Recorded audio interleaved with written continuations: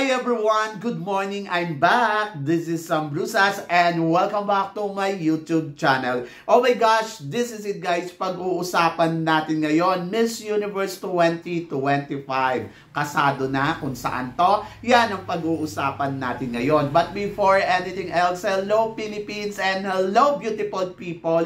Mabuhay! Kamusta kayong lahat? Sana lahat po kayo ay okay at safe ngayong araw na to. At syempre sa lahat naman ng mga bago nating subscribers dyan, hello po sa inyo lahat. Maraming salamat guys sa pag-subscribe ninyo. Syempre dito sa channel ko. At syempre sa lahat naman ng makamamasam dyan na laging sumusuporta dito. Araw-araw, lagi-lagi. Maraming salamat guys sa inyong lahat. Syempre, usapang Miss Universe tayo ngayon. Pero bago tayo tsumika sa Miss Universe, gusto ko muna mag-shoutout sa laging mga nakatutok dito, syempre sa channel natin ng bonggang-bongga na talaga namang walang sawang sumusubaybay at sumusuporta.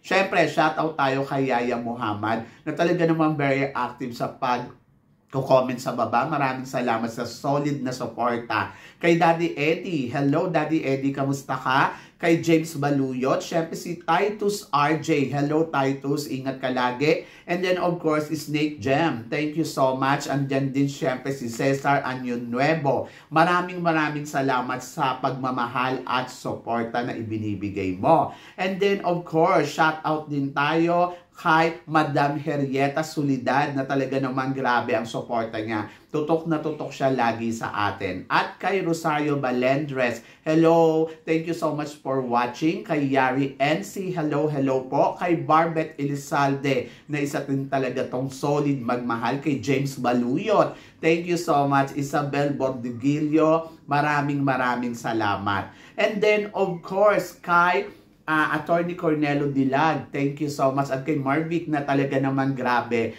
Kahit busy sila, may time silang bisitahin ako. Kay Dr. Glenn Pascual, hello sa'yo Doctor, kamusta ka? And then of course, syempre kay Randy Lucas at saka syempre kay Ninong Perfecto. So ayun, so maraming salamat. God bless you all and more power sa atin lahat. So eto na nga. So, confirm na ang Miss Universe ay magaganap nga dito sa Bangkok, Thailand sa November 21, 2025. Are you excited? So, syempre kahapon, ang daming pala isipan. May Philippines, Costa Rica. Ako nga, sabi ko nga, parang feeling ko ay gagawin to sa Costa Rica kasi matagal din nila tong pinupush doon. And then, ayun. So, alam ko na siya noong November pa or oo, may November, tapos may nag-confirm din sa akin. Siyempre, alam mo na kung sino yon. Ayun, so sabi niya sa akin, mama, sa mukhang sa Thailand talaga. So, yon.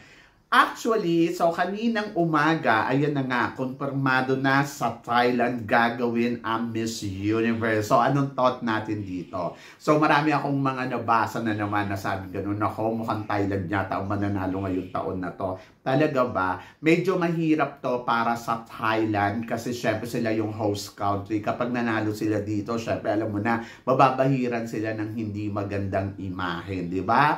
So, nandoon ako sa part na kailangan magpadala talaga sila ng matinding kandidata na ilalaban nila sa entablado ng Miss Universe kasi sila nga yung host country. Mas mataas yung expectation. And then, of course, ayun nga, medyo yung pressure nasa kanila. Pero pwede din naman silang manalo kung talagang magaling yung kandidata nila, di ba? So, yun. So, tingnan natin kung sino yan.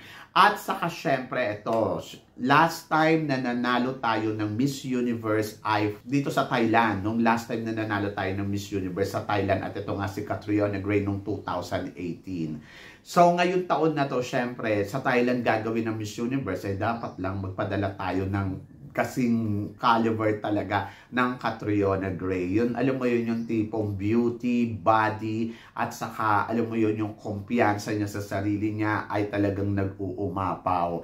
So, utang na loob Miss Universe, huwag natin sayangin yung pagkakataon na makuha uli ang corona sa Thailand. So, alam naman natin na medyo swerte sa atin ang Thailand. And then, sana talaga makasungkit tayo ng corona ngayong taon na to. Sabi ko nga kahit hindi naman corona, kahit top 5 eh. Pero kung kaya naman, why not? kung ang kandidata natin na ipapadala ay very strong at powerful, di ba?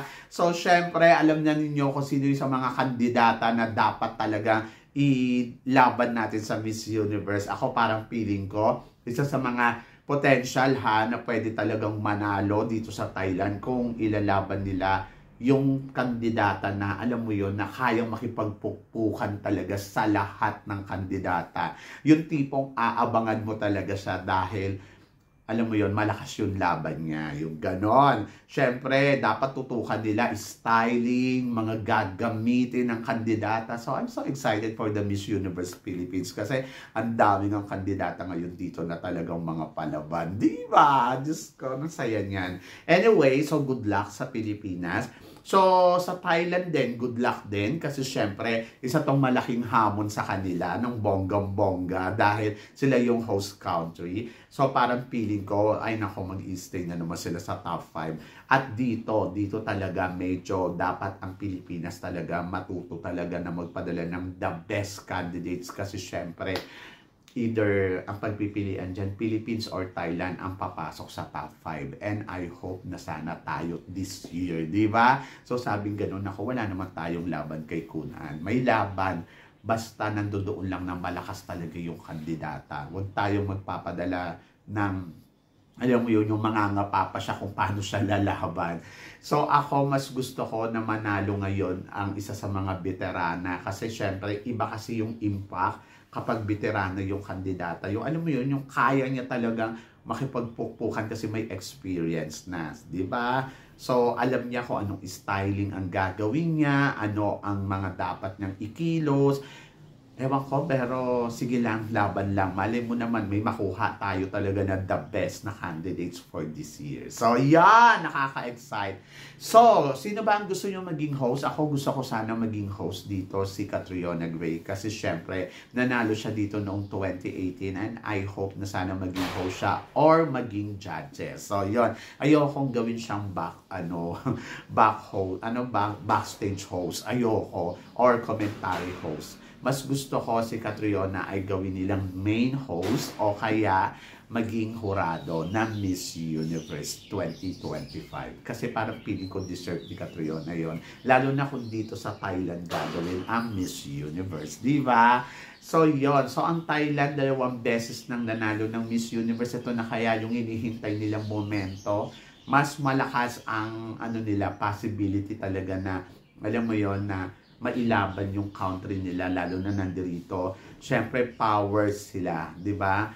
So, I hope na sana makasabay ang Pilipinas. So, parang feeling ko dito na rin papasok yung mga continent queens. Oo. So, parang feeling ko sa pag nag-launch na yung Miss Universe ng kanilang press con, parang pag nagpa-press con sila dito para sa kanilang sa Miss Universe, parang feeling ko dito may imbitahan sila Chelsea Manalo. So, dito lang sa part na to. Charot. So, yun. So, hindi ko alam. Pero, ayun yung nararamdaman ko. Parang dito sila papasok na parang may imbitahan. So, let's see. So, ayun. Makikita ko si Chelsea Manalo very soon. Di ba? So, I'm so excited. Excited din ako kung ano ang production na ibibigay ng Thailand. Kasi yung last time na ginawa nila dito sa Thailand yung Miss Universe ay talaga naman ang ganda talaga ng production nila. Aminin natin o hindi. After nun, hindi na nagkaroon ng magandang production ng Miss Universe. Ayun na yung last, di ba? And I hope na sana mas mag-level up pa sila this year. And then, looking forward din ako kung saan nila itutour yung mga kandidata. Hindi yun naka-stay lang sa hotel. Pero balita ko, pupunta daw ng Phuket at saka ng Pattaya. So, maganda yan. Kasi marami namang pwedeng gawin dito sa Thailand. Sa totoo lang, maraming pwedeng activity. Pwede nga sila magkaroon ng fashion show dyan sa sa mga kalsada, di ba? So, yun. Kasi di ba merong silang ginagawa na fashion show sa Chak-Chu-Chak. Ayun. So, maganda yun kung gagawin nila. Kasi ang bongga niyan, di ba? Pero medyo masikip ang Chak-Chu-Chak. Tapos, ang daming candidates.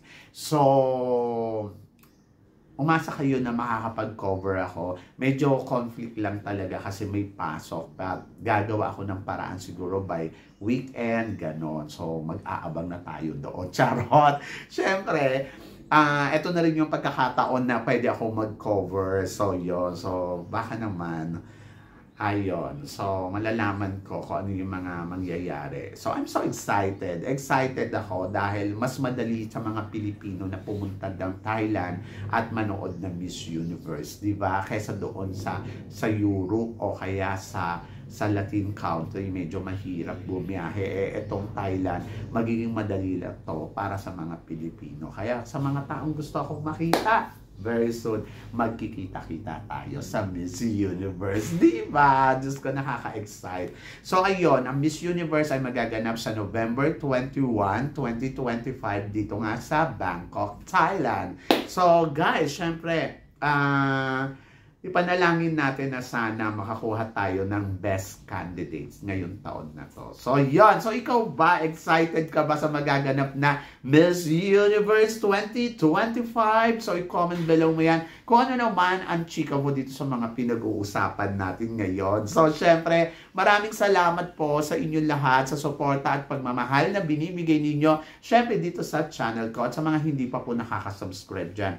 Please don't forget to click like and subscribe my channel at i-click nyo na rin ang notification bell para more updated kayo sa aking mga chika. Sabi nga ganon, always keep smiling and laban lang. So guys, hanggang dito na lang. Hanggang sa muli natin chikahan. See you tomorrow. Thank you guys.